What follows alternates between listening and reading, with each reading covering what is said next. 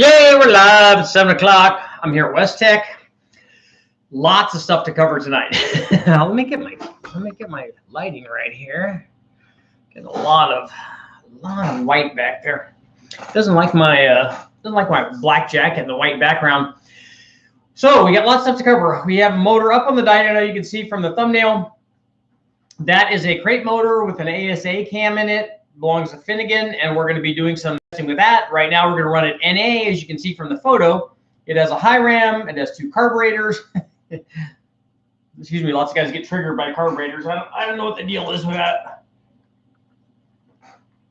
But then we're going to put turbos on it, so it'll run NA the way like that, and then we'll take the carburetors off and then put a snorkel on and then feed 2 turbos, blowing through that with the 85. So that will be kind of cool. That'll be an interesting test. I also am running a 4.8 tonight because this will actually be very fast. This is just running carbureted, so we'll take a couple of whacks at this and this thing will be done. And then I'll put the 4.8 on. We're gonna run it with 2 of the max speeding turbos. I'll walk you out and show you what those things look like.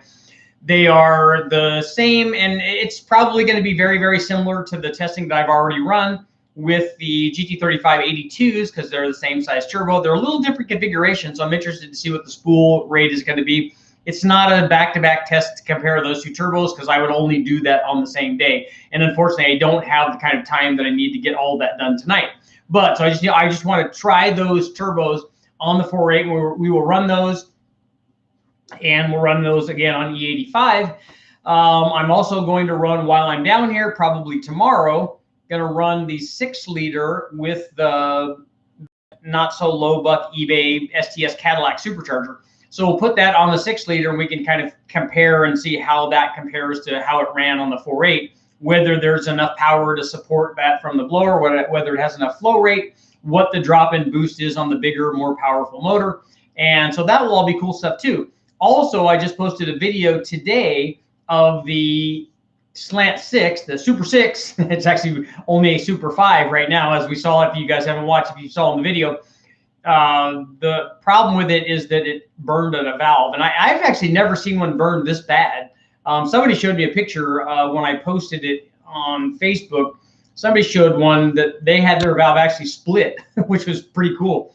This one had been running for so long that it actually reduced the diameter of the valve. I'm thinking that it has flame channel going by it. If you look at the facing of the valve where the contact was, you can see all kinds of ridges and stuff. So I measured the diameter of that valve, and it's smaller than all the rest of the valves. So either somebody's installed a smaller valve in there, and that's what ruined this whole thing. And I don't think that that's it, because it looks the same as the other valves. I think that it's just been etched away by the flame, and it also destroyed the seat. So the seat's total. I'm taking that as soon as I'm done with this. I'm taking that head down to my guy, to Derek at L&R, and he's going to remachine the head for me. He's going to take a look at it, make sure that it's okay. He probably will touch the valve job on everything else, but I don't want to replace a bunch of stuff because I just want to put a new valve and a new seat in there, maybe touch up all the others, make sure that it's a operating, working stock head. And that way I can run a baseline on it, and we can see how the stock stuff is going to do. Because after we do that and we run a few tests on it, we're going to run intake manifolds and all kinds of things. Eventually what I'm going to do with that head is we're going to do some porting on it. We're going to do some milling on it. We're going to put bigger valves in. We're going to cut down the guides, which he may do that already, because that way we can run cams on the stock head and also on the modified head. So hopefully, and as you saw, if you guys watched the video, and everybody should have watched the video by now, the other thing that we saw, and this is very common on the Slant 6 stuff, and in fact on a lot of Dodges actually, the piston is really far down in the hole. I mean, I'm going to measure it. It looks like it's a couple hundred thousandths. I'm going to measure it and see how far it is, but it's pretty far down. So the other thing we'll do is we'll deck the block and try to get the piston up near zero deck. So all of those things will help add compression to it. And then I want to do all the intake manifolds, and we'll do cams and all of that stuff and see how much power we can make. I'm hoping we can go over 200 and make 1 horsepower per cubic inch. That would be kind of nice. And I think we could do that with a kind of a street-driven Slant 6. That would be nice. And then we're obviously going to add boost to it. So we can, if we can get it up near 200 or 225 horsepower and then add boost to it, then you're looking at some, reasonably decent power numbers with some boost in the 85 and all that stuff, because I want to make the fuel injected manifold so that we get even distribution to all the cylinders, because that's kind of critical. The other thing is, if I can run EFI on it, I can control the timing too, because that's the other thing that I'm worried about on these motors, especially the low RPM motors. If we run from 2,000 to 5,000 or 5,500 or something on these kinds of motors, like we did with the 6-cylinder Chevy, the 292, the problem is that these distributors, unless we have them curved for a turbo application, they usually will have too much timing down low, because we can make boost at 2,000 RPM or certainly at 2,500. And if we make boost at 2,500 and we have full NA timing in it, that's not a good situation. So it's a little harder to do with the, we can obviously retard the timing, but then you retard it everywhere. And so you have to have, the ideal situation is to be able to create your own curve, which we can do with fuel injection, which is nice. So we can have the air fuel that we want and have it be even in all the cylinders and have the timing that we want. And obviously that's the best way to go about it. So that's what's going on tonight. Obviously, as you see, there's lots to do. I'll take you for a walk in there. We can check out Finnegan's motor here. Take a little stroll. Take a little shop walk. So we'll go in the dyno cell. This is what's on the dyno right now.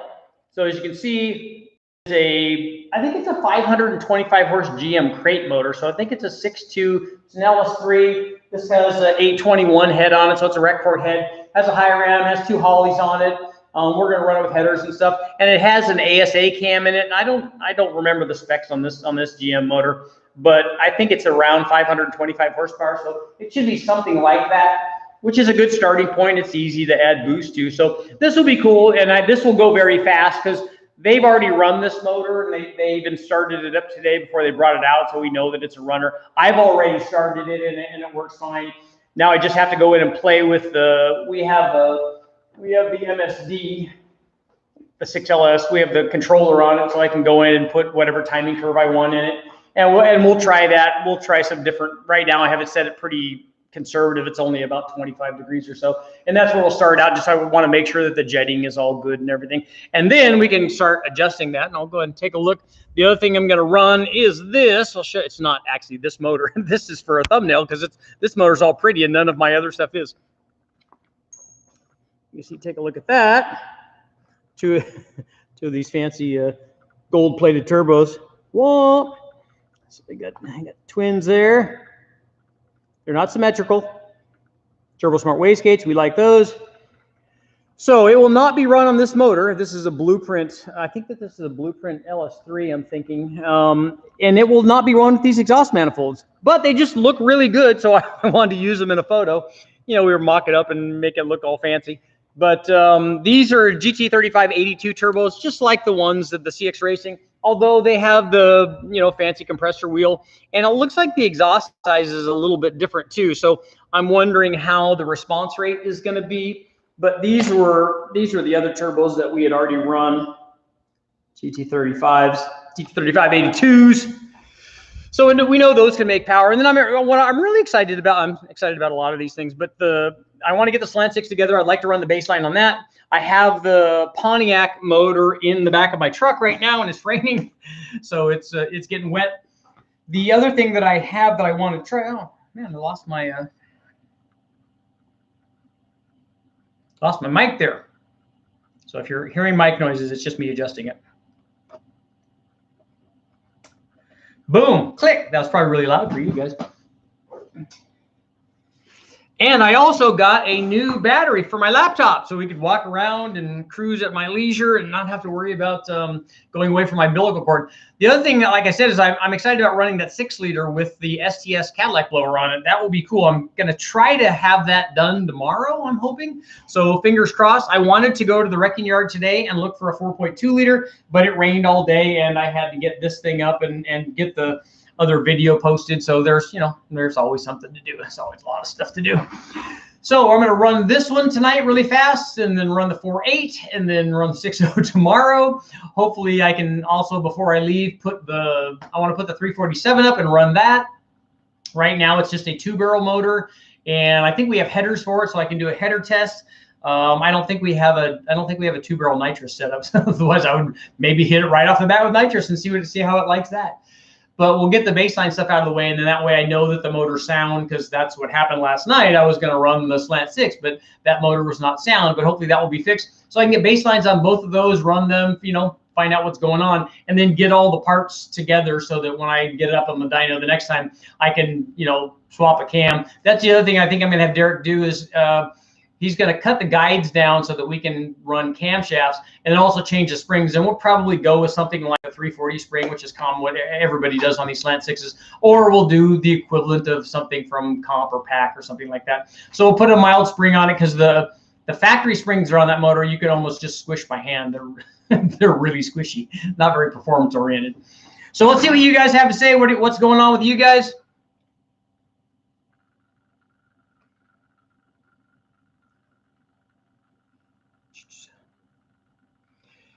Tim, Tim says that there's not 2 dominators, it's not worth it. Now I'm going to lean this back just a little bit. They actually sent a top for 2 dominators, although this motor obviously cannot use 2 dominators. It's not going to work. I mean, it'll work just like I put a dominator on the 292. It just doesn't need them though. Sacramento, what's up?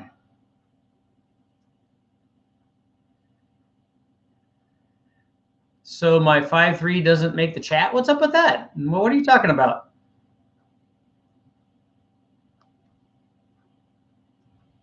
Can't wait to see the 6.0. Yep, that's good. ProCharged Mopar's in the house. Chris Bryant, what's happening, boys? Just got a pile of parts in over last week, but unfortunately, they're for the daily driver Civic, not the Fox body.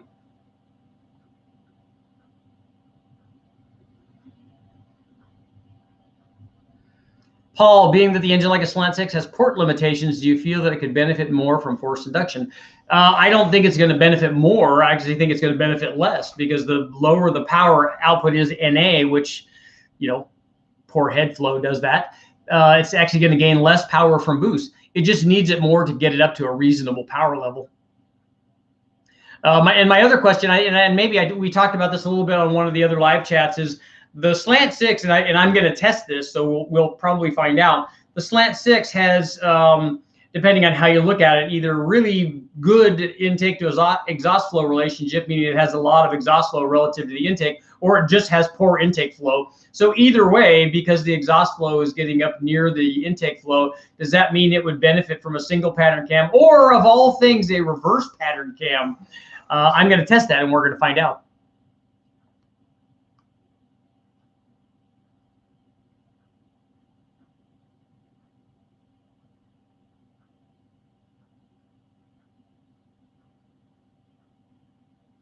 Ken Hiddle, you don't know what a wide number pad is. I don't know what that is. I don't know. Maybe you're referring to something I'm not familiar with. Yeah, right. The valve seats were just destroyed. I haven't seen the seat that bad. It was in a long time. That was it was not sealing at all. There was 100% leak down on that cylinder.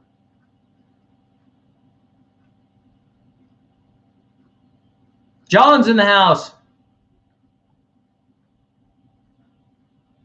Could you adapt an EFI system from the 6-liter Jeep to the slant 6? You could run almost any EFI setup, just not. I mean, I'm just going to make my own manifold, but I think Holley has a 2-barrel. They may even have a 1-barrel for the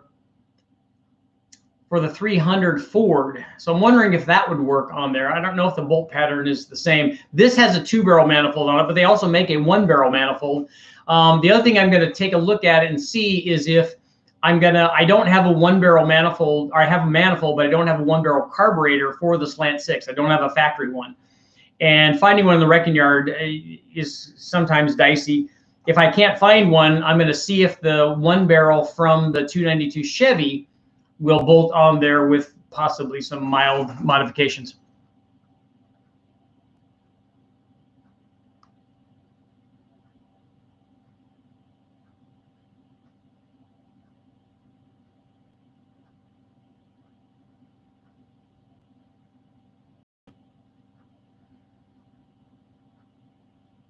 The plastic intakes will take 30 pounds.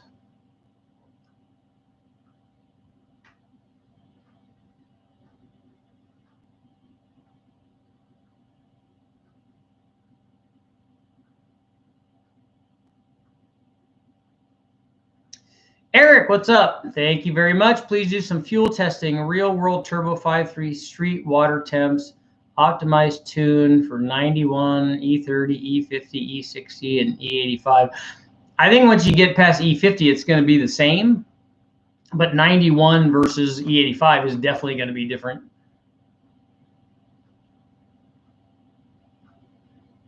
And I think that you'll see even when I run the stuff on the engine dyno, when we run it on 91, I'm running it at timing levels that would be, because I'm conservative, I'm running it at timing levels that you would run on the street.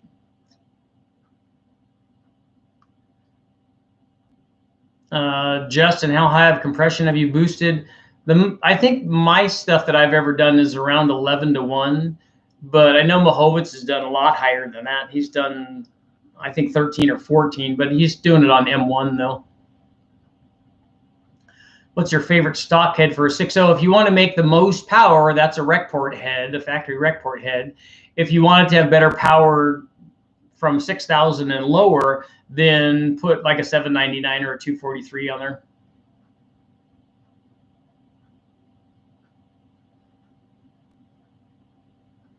I built a 6.0 for a Magnuson supercharger and put it in an S10. S10, that's a common swap. Lots of people are doing that.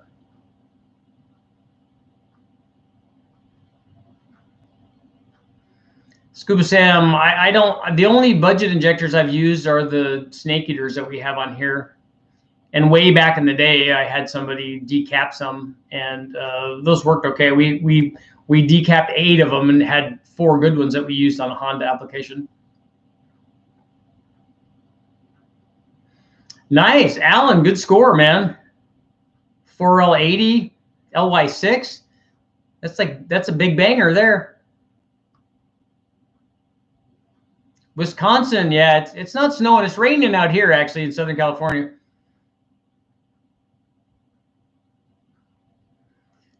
Cole wants to know why I didn't like the carb style throttle bodies. I just haven't seen them do what they promised. They told people that they could put these things on there and that they would self-tune and that they would do everything that a carburetor does, but be better. And we haven't seen that in testing. I haven't seen them work. I haven't seen them be repeatable. I haven't seen them work on every kind of manifold the way that the carburetor does.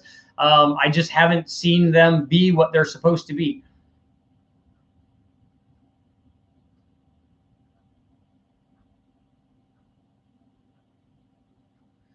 Was the seat problem on the Slant 6 from no lead? I don't know. This is a later this is a late 70s Super 6. So I don't know when they started the leaded fuel. I thought it was before that.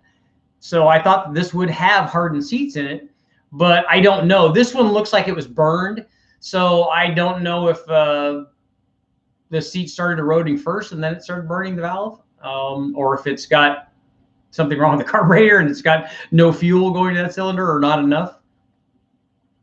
I take it to Derek. I'll ask him if those are hardened seats.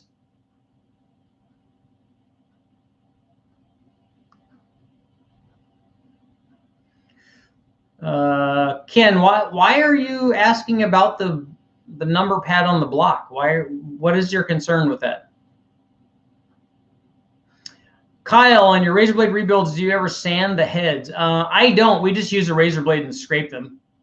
I've taken very fine sandpaper, or even we'll use the not a Brillo pad, Scotch-Brite, to clean stuff off.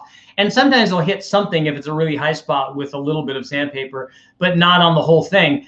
But you know, I think you probably could.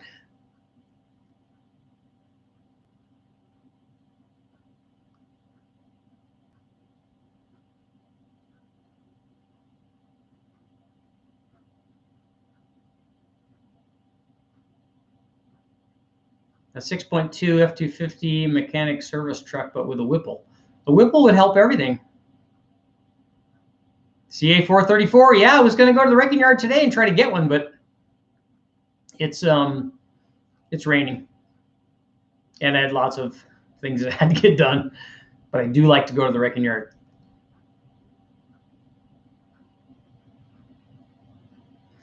Yeah, Richard Barr, the M90 would work on the Jeep 4-liter, I think.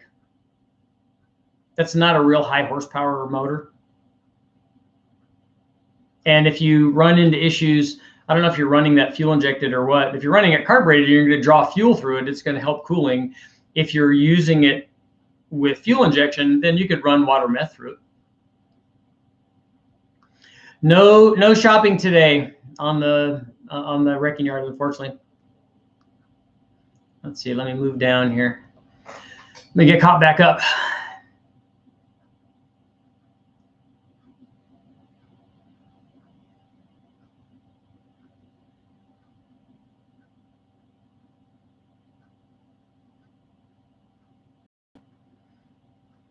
Admiral, I've never tuned with Motec or Fuel Tech. I've only ever tuned with Holley. But it depends on what level of racing and the things that you're doing and how many different channels you need and what you need to monitor. You know, the Motec is kind of the go-to thing for serious racing, but we don't need it for what I'm doing.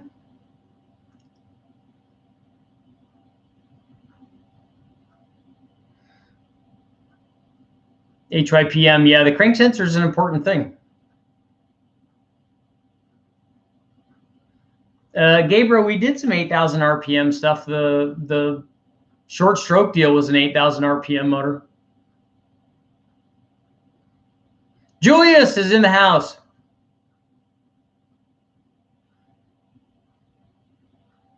Yes, Ronald, everybody should support the RPM Act. So if you haven't signed the petition, make sure you go do that.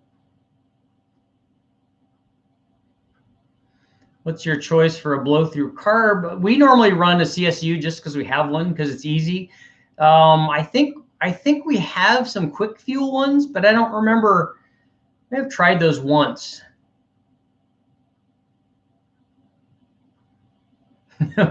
Paul, it's oddly enough, I've had the last few times I've gone to the wrecking yard, I've actually had people recognize me and walk up to me and say, hey, you're the guy doing the videos. And so I get to meet new people and talk to them, which is awesome. Missouri's in the house. Wolf, no on the cams. I'll probably have some development ones that you guys can snatch up, though. Are Gen 3 6-liter engines reliable around 1,000 horsepower? Yeah, if you have ring gap in them.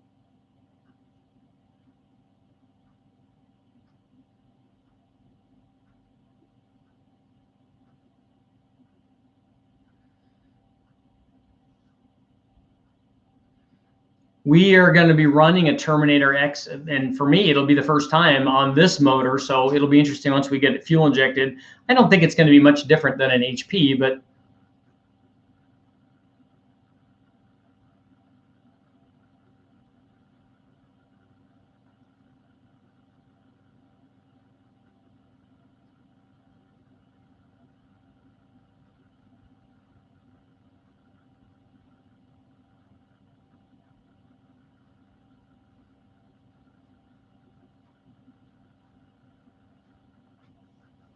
GTR, there are advantages to getting a Gen 4 over a Gen 3. You know, if you're looking at 1,000 horsepower, that's a lot. I mean, we made a lot of runs on Gen 3 stuff at that power level, and they lasted and worked. I don't know that means necessarily that I would go drag race with that. I think a lot of guys do. I've never done it. I can tell you what we did on the dyno. You know, we said 90 pulls at that power level, and the thing seems to work. So I would say from what we were doing, we didn't have any problems on the Gen 3.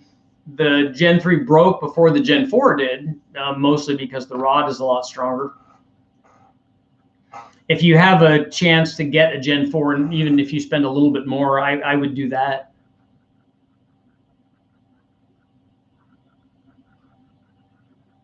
What's the biggest turbo you can put in a 2-liter with a minimum turbo lag? That's a really loaded question, because the 2-liters make a variety of different like power curves. Some of them are designed to make power down low, and some of them are designed to rev out like a K20. It depends on what the motor is and how much NA power it's making, and a lot of other things. And it depends on what your definition of minimum turbo lag is. Is that means that it has to have full boost at 1500 RPM or 2000 or 2500 or 3000? What is the thing there? I don't know what that is. That's a subjective deal.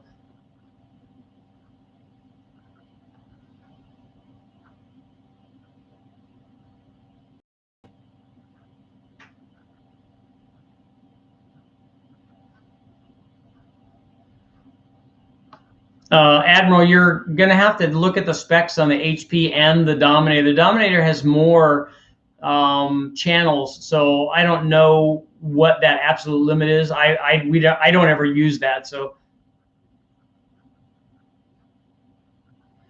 back-to-back testing on a Carb HP and Dominator X setups would be interesting. That video is already up. I've already done the Carb versus on the same manifold, and we even did batch fire and sequential and you know, individual cylinder tuning and stuff, and there's not a lot of difference in power.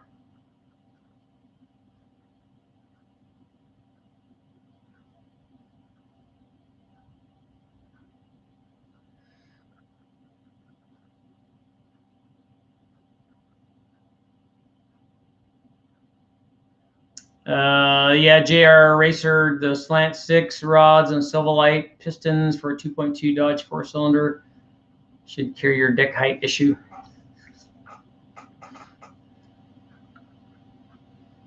The 2.2 turbo pistons were something that we were definitely thinking about.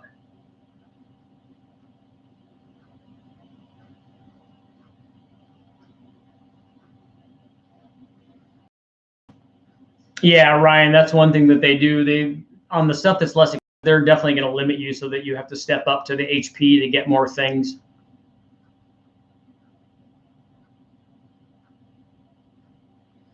William wants to see an old school GMC big block V6.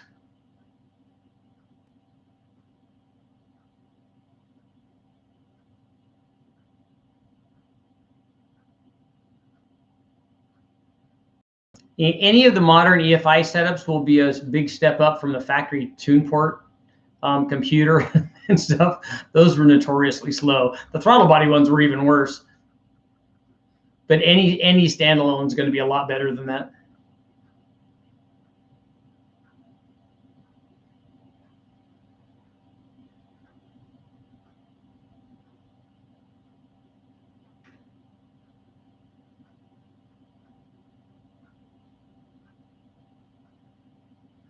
Yeah, John, you don't want the dampener moving around. That's not good. For one thing, it can come off, which is you should ask us how we know that, because I actually had that happen. So we tried to stick the inner and outer portions of the hub on the 351, and it didn't turn out well. It shot the dampener all over the dyno and went through the roof and part through the door and all kinds of stuff.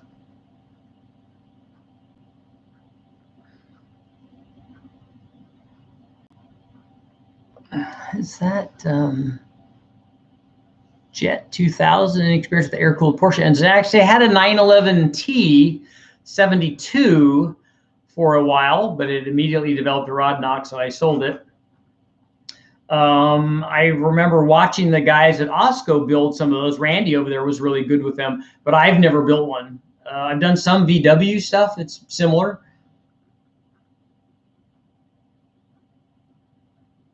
What heads would you recommend for a low-end torque tow rig LS2 6-liter for a budget?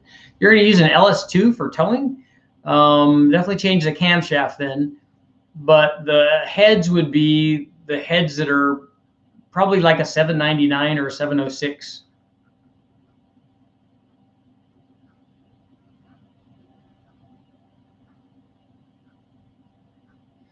Tori, the tighter LSA will add power down low. Buck, there's no update on the Nova. I'm down here in Southern California. It's in Northern California.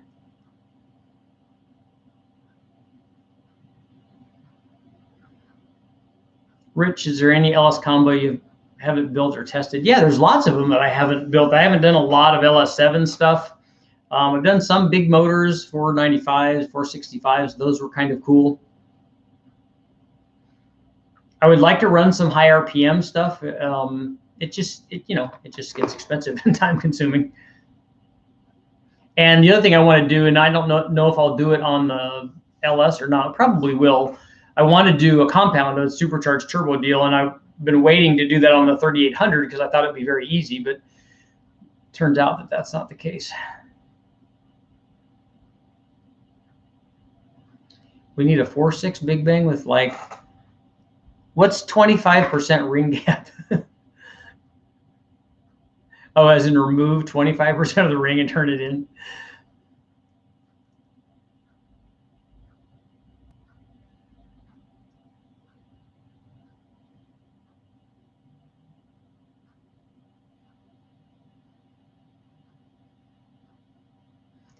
Yeah, the Flash Prom ECUs, Bill, were not fantastic. Yeah, Tim, the hard thing would be just getting the thing started and idling. If it after it gets up to speed, things get a little better for it, but getting the thing cranked over. If we offset the rings enough and they both have that much gap, I think it would actually work.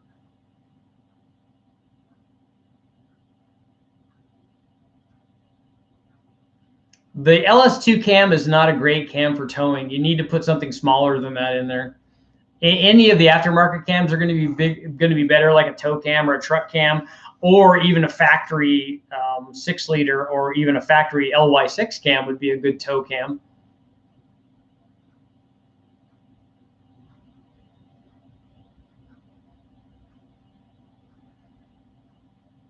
STI Chevy, what injectors you're running on the 3800? We're going to run whatever we need to for the size that we need to. I've got these 1500s, and if they'll go in there and we can make them fit with the fuel rail and stuff, then we probably will run those.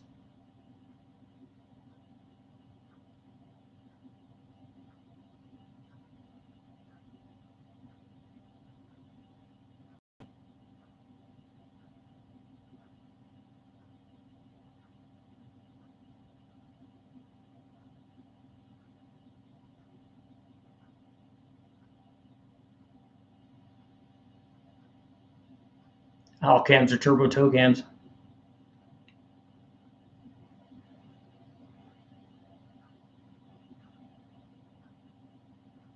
Do you need to head cam a truck motor to make good boosted power?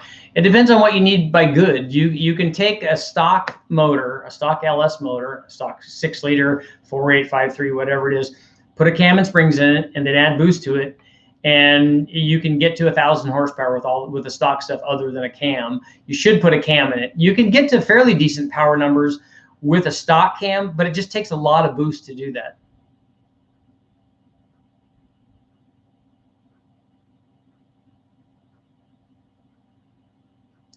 What's the highest RPM you run a V8 to? The 8,000 RPM stuff is as high as I've run. I think we were at 82 or 8,300 on the Ford and on the LS. Argentina is in the house. Guillermo, what do you think about using gapless rings? I've run those before on NA motors. I don't think I've ever tried them on a turbo motor, but I don't know why they wouldn't work. Yeah, Bob, 150,000 off the deck. That's not an uncommon amount. Derek was doing a couple of slant sixes when I talked to him earlier this week, and he said that he's taken that much off.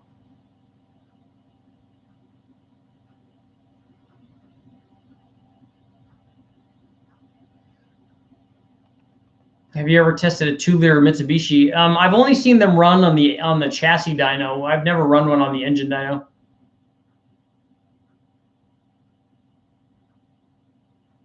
What valve springs work well in your experience? For what? You got to tell me what that's for. The stock springs work really good on a stock motor, and then the LS3 style upgrade springs work good for that kind of camshaft and that kind of application. And then you need, a beehive spring or a dual spring, depending on what you're doing. What a lot of people don't realize about springs is it's not just more spring rate, and even the other consideration, obviously, is having enough coil bind clearance for the lift that you're running. Excuse me, but the spring frequency. And a lot of guys don't understand that that causes problems. Land speed guys use almost exclusively capless top rings now. I think that's a pretty general statement.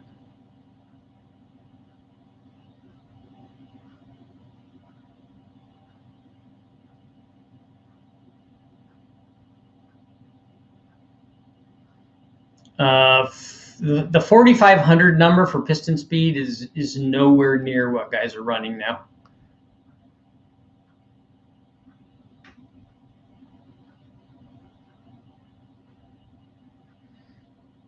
A manual, unfortunately, there's not consistency among the offshore brands of head bolts and headsets. Some of them seem to work. Some of them are terrible. So I don't know how to differentiate between those two. So I tend to stay away from them. What are you running for timing on Finnegan's motor? Well, right now, you can take a look at this curve right here. This is just the startup curve that the lower one. So it has, right now it has about 26 going through most of the curve. Oh, you can't really see that very well, can you? Zoom in a little bit. And it has 4 or 5 degrees at 1,000. Like I said, that's just a curve that was sitting in there when we opened up the program. That's not optimum. We're going to put more timing in it.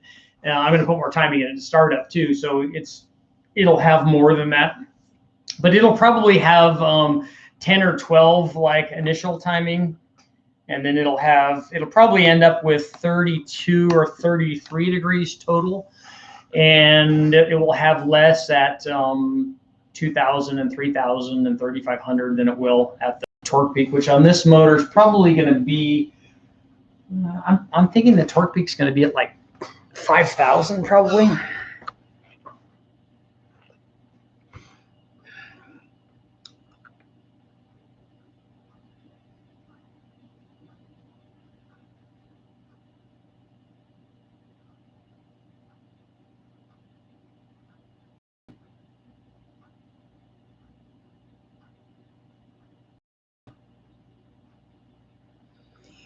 Have you got the chance to mess with a NASCAR R07 block or seen one dynoed? We've run a couple of they have run a couple of NASCAR engines here, older ones. They've run some short track stuff, and they've run some super speedway stuff. And there's different iterations of these NASCAR motors. I don't know which ones they were. I know that they had 2 Dodges and they had 1 Chevy.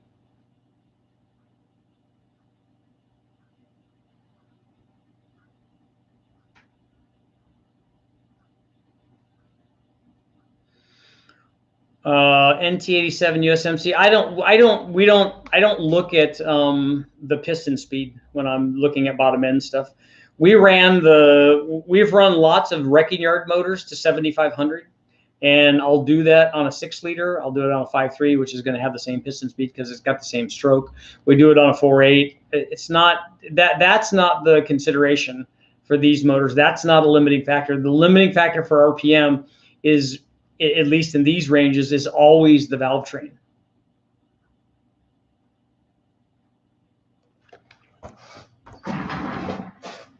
It's always valve train, people. It's always valve train. It's almost always valve train.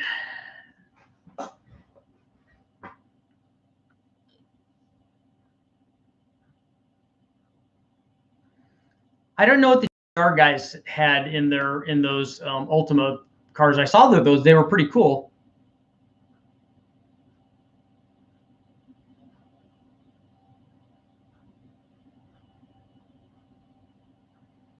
L98 TPI with a turbo bolted on. Do you have any experience with a Holley Terminator X? I've never used a Terminator X. I only use HP and the Dominator, which is basically the same thing from a tuning standpoint.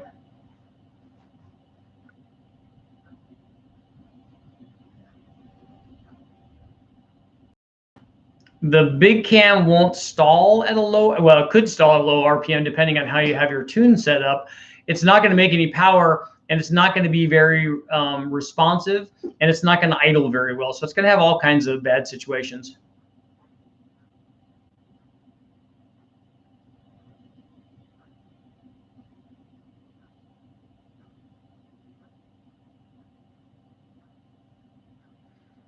Sonny, we use the two people that we normally use are Dugan's, which is here local for West Tech, and then also we use L&R, which is down in Santa Fe Springs.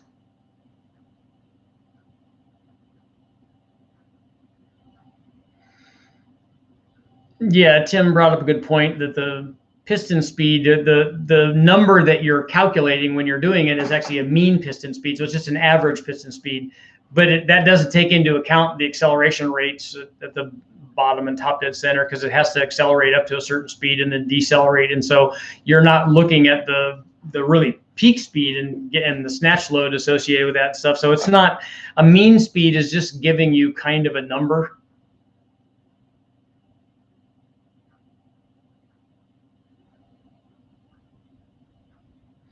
What is a passive intercooler? Is that an air-to-air? Is that a fancy name for air-to-air? Buck, my truck is a Silverado, a 2002.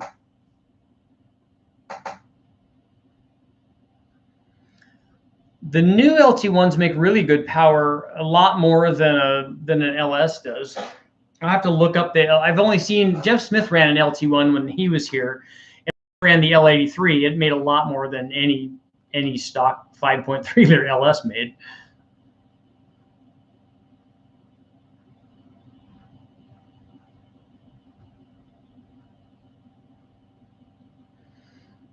Yeah, right. He's calculating the piston speed of a 5.8 Ford. I know when I talked to Kazi, he said we just stopped calculating it because when they're building really big motors, and they just got scared every time they calculated. And he said we just stopped doing it. We just keep revving it and put more cylinder head on it and put more camshaft in it, and it keeps making more power, and everything works out just fine.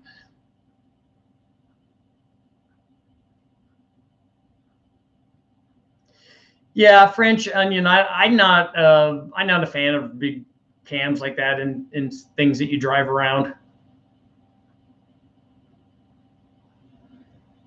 A Garrett 7683 can make a lot of power.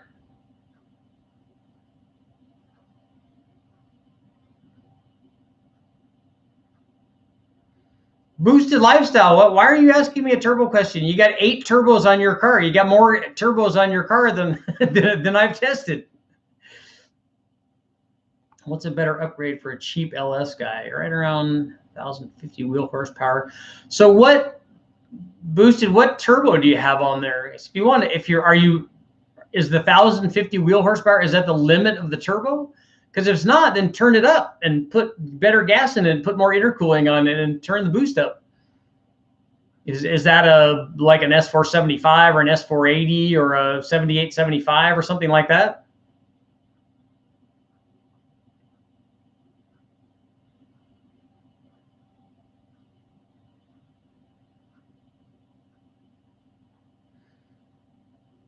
Yeah, Tim, I know who Boosted Lifestyle is. I follow him. I'm familiar with a guy that has 8 turbos on his Mustang.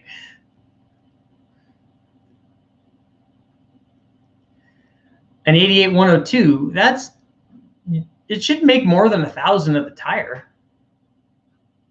What combination is it on? You need more. If that's the limit, then is that too much boost, or what's going on there? It seems like you should be able to make more than that. An 88-102 should be closer to a 1,500 horsepower turbo.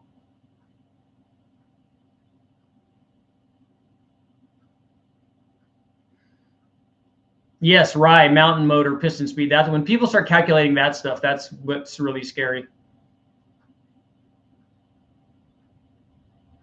Oh, a stock 5.3 with stock 799 heads. Well, that's your problem. You got to put 706 heads on it. You know they're a lot better.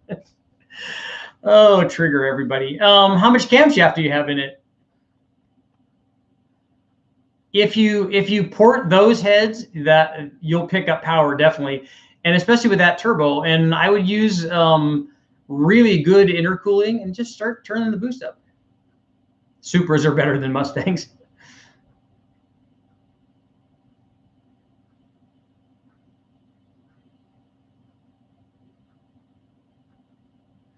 The aluminum LC L33 blocks or the LC9 stuff are I think as strong as the iron blocks are.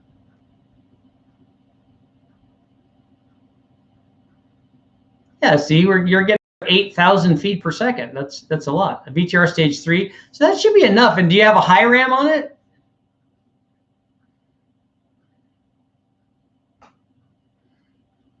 So a high ram with a stage 3. And that turbo, man, you should be making a lot of power.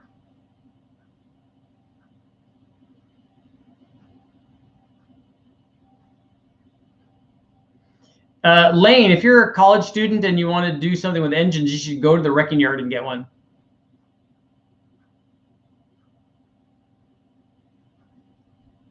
The Comp LST 311. I don't think I've run that one.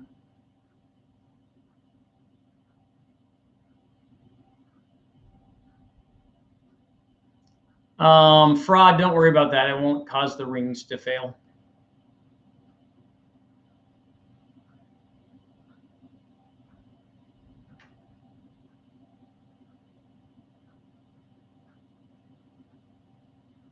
Well, see, Tim, I told you I thought it was about a 1,500 horsepower turbo.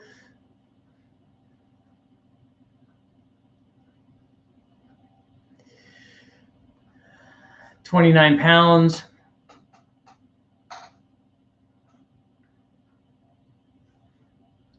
And I didn't, did you answer me on the, what intake manifold is it? Air to water max temperature was 76 degrees. That's nice. Holly elbow with a Victor Carbish style intake manifold. Okay. And are you running it to 7,500 or something?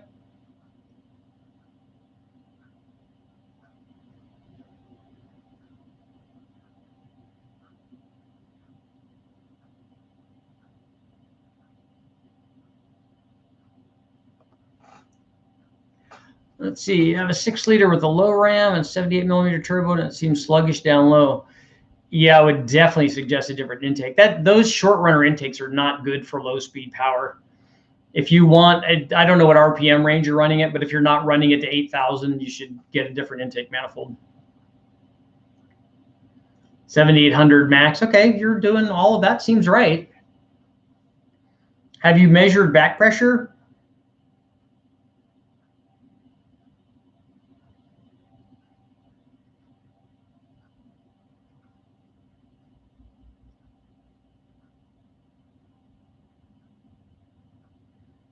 Joe, what's up? Yeah, Tim, I agree. 29 pounds should be all of it, because with that cam and those heads, he should be, 460 or 470 NA. So he should be in the range where he's getting all of that, especially if he's got charge temperatures that low. So the cure is to run 2 of those turbos then.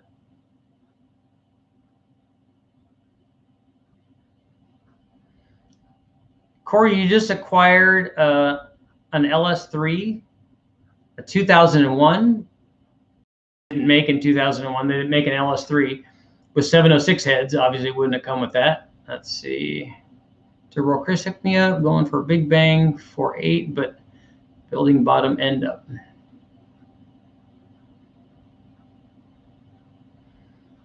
The stock valve stems on that Slant 6 are about as thick as the connecting rods. They are. They're pretty beefy. Trying to get some better light going on here.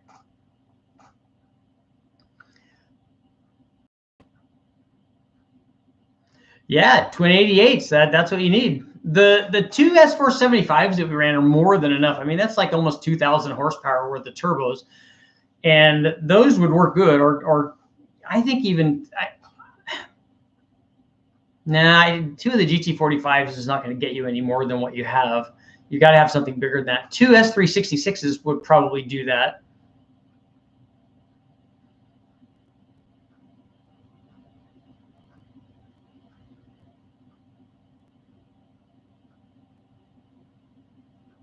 The truck manifold's good. The Trailblazer SS. Take a look at the video that I have up on the channel with all of the intake manifolds and just pick the power curve that you want.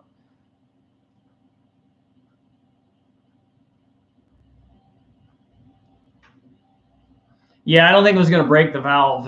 Those are pretty strong. Yeah, their video's up on the remote setup stuff. Maybe I missed a question on it.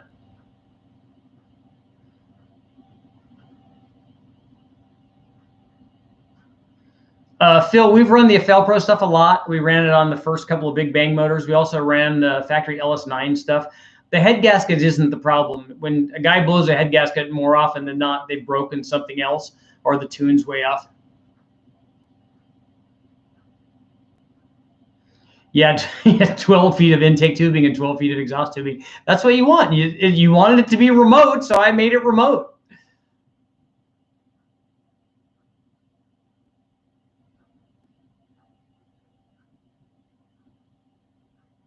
Yes, the LQ9s are good for boost. Any of the 6 liters are really good for boost.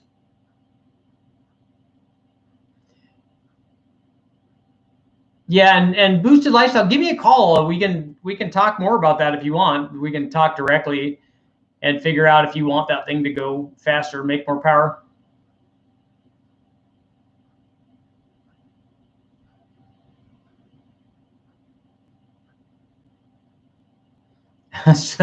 So Evan, they've just arbitrarily chosen heads. They get an 862 on one side and a 706 on. I've actually seen that on wrecking yard motors before. I don't think you'd see any difference. I think they would be the same. But it's just interesting that they did that. I haven't run a Ford V10 on the dyno, but I do want to. And I got only a couple minutes because I've got to leave and take the cylinder head over to the machine shop. Yeah, make sure you hit the like button before you guys leave. Each point in compression is worth 3 to 4% of the NA power. The 706 head gaskets on the LQ4, you'll want an LQ4 size head gasket, not size for the cylinder head. You want size for the bore, because the bore is going to be small, or the head is going to be small. The diameter of the chamber is going to be small. So you don't want something that has a 4-inch head gasket, has a 4-inch bore or bigger. It probably will be bigger than that.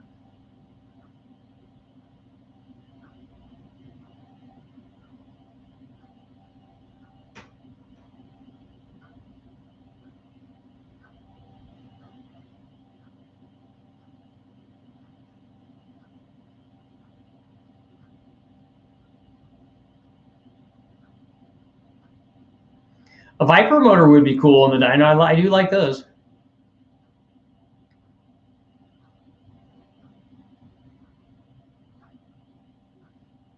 Uh, 78, 72 Gen 2 should work good depending on your displacement and power output. Thermal coatings would be cool, and probably not going to do it on pistons and heads. It's a lot of work to do that, and you have to be really meticulous about what you're testing, because honestly, I don't think you're going to see too much there. I think you're going to see more longevity than anything.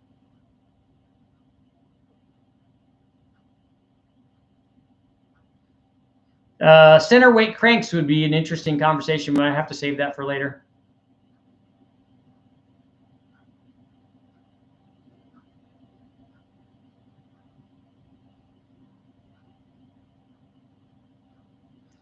Adam, you need to let me know what RPM you are coming out of the corner.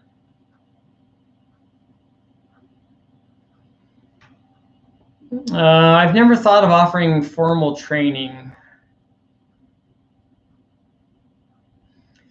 I don't know if Boosted Lifestyle figured out I don't know if they got the 8 turbo thing making power yet. I think he was going to try. I saw the thing where he tried an intercooler.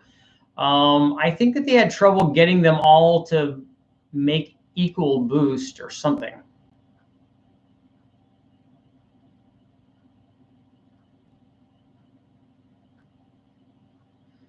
Kevin wants a comparison between a VVT cam and a sloppy stage 2. The VVT is going to make a lot more power down low.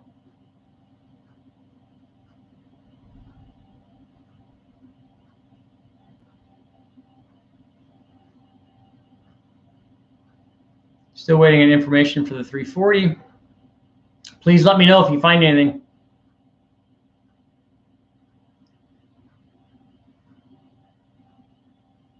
Small block Chevy with a Cleveland head.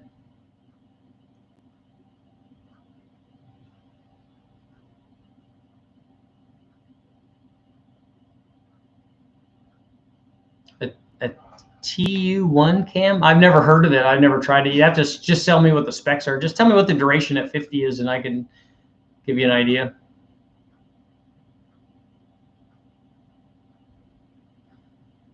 Julius, I have a stock intake manifold on the RB25. I'm also going to try the little Grady style that everybody runs, and it's going to kill torque. But I'm more interested in the distribution of all cylinders from a front feed throttle body versus a center feed throttle body.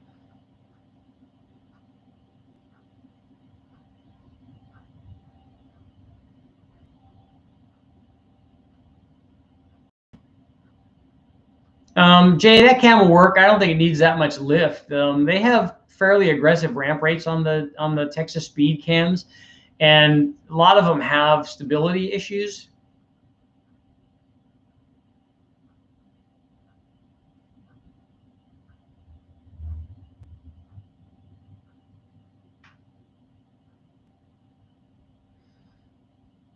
Chevy 10, what determines that an LS can live at 8,000 RPM? Lots of things. Obviously, the balance is one thing, and that's fairly easy though to do.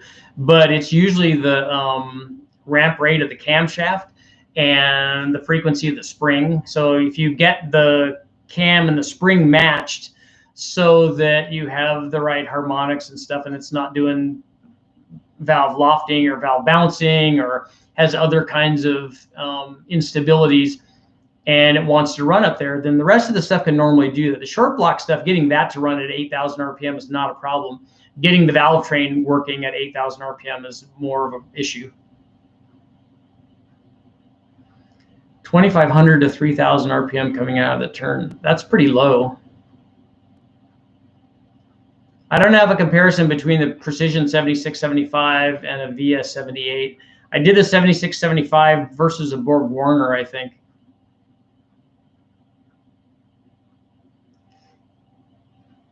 We have flow tested some of the splayed valve racing heads for small blocks because some of the off-road guys use those, and they're pretty impressive.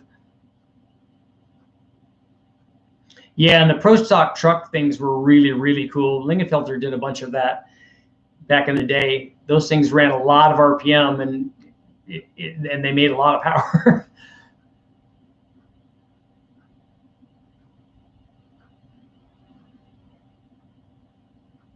Yeah, the Grady stuff, everybody swears by that, and it's the same thing from back in the day with the 5-liter Mustang. Everyone's putting those box manifolds on, and everybody shortens the runners because they think that works. And what that does is help it make power out at the top. But if you, I've searched the internet for testing on an RB25 or an RB26, and I see lots of dyno stuff where a guy just ran it. Here, we ran this at pick your boost number, 10, 15, 20 pounds, whatever it is. But I don't see any back-to-back data where everybody tested this. Oh yeah, we put this Grady manifold on, but we also put cams and a ported head and a bigger turbo. I know, but that doesn't tell us anything. Yeah, but this manifold works better than it. You don't know that it does because you didn't test that. So I want to do a back-to-back test, from 2,000 or 2,500 RPM to 6,000 or 6,500 RPM with both the manifolds with a fixed boost number, and have that and show them where the things, because they're going to have different power curves. The longer runner intake manifold is going to make more power down low. And I suspect actually that the factory intake manifold is going to make more power all the way up to about 5,500 RPM compared to that Grady manifold. So if you're running, again, like we do with the LS stuff, if you're running 7,500 or 8,000, then a short runner manifold works pretty well. But you're always going to trade power down low.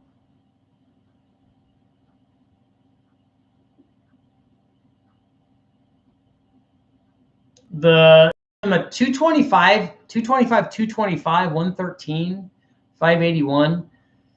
The single pattern is going to help. The 113 is a little wider than I would want, but it's more duration than I would want too. A 4.8 doesn't need that big of a camshaft. If you look at all of the Sloppy Stage 2 versus the World NA stuff, in my opinion, all those cams are too big for a 4.8. We could put a 208 or 206, 212 kind of cam, like a truck cam in there, and still make 1,000 horsepower with it. And it would be much more fun to drive around.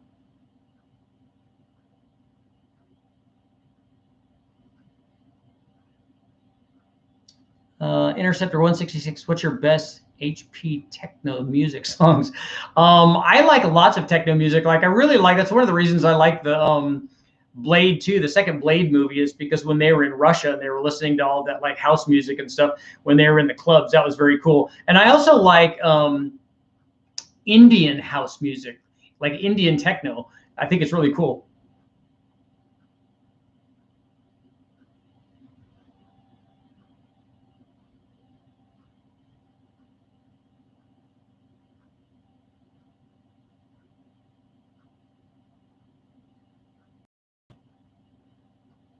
Adrian, you've done that test on an RB motor? If you have the data, definitely send it to me.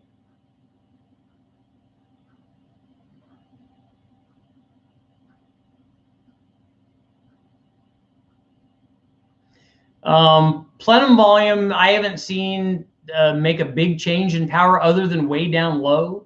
I would like that to be different because I did some plenum volume testing on Hondas and stuff. And I didn't see anything there either.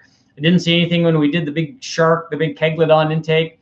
And when we did, the only time I've seen it work is on the factory stuff when Ford did it on their PI intake for their truck manifold. And that did show a power gain, but it was down at like 2,500 RPM. Any V4 motorcycle turbo test? No, I don't have any of those in the horizon.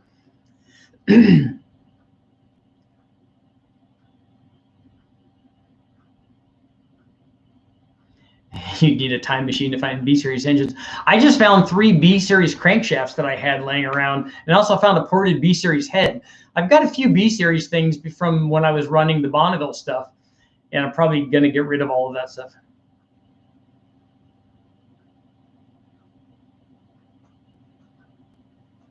I've never tried the BFD cam, Campbell, and I have to get going. I've got to go take my cylinder head down, and I got to meet a guy. Thanks, guys, for showing up. I also got lots of dyno testing to do today, all through tonight and into tomorrow. So thanks, guys, for showing up. I will see you tomorrow.